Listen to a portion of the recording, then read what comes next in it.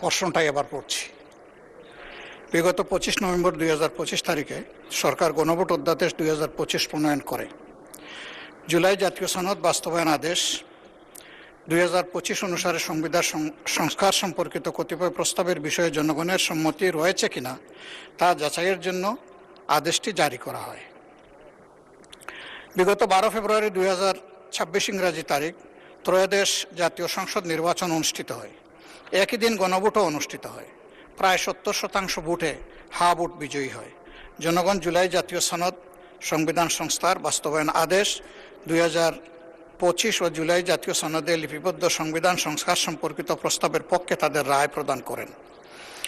গণভোটে হা ভোট নিরঙ্কুশ বিজয়ের ফলে ত্রয়োদশ জাতীয় নির্বাচনে নির্বাচিত সংসদ সদস্যগণ দুটি শপথ পাঠ করতে আইনানুগভাবে বাধ্য।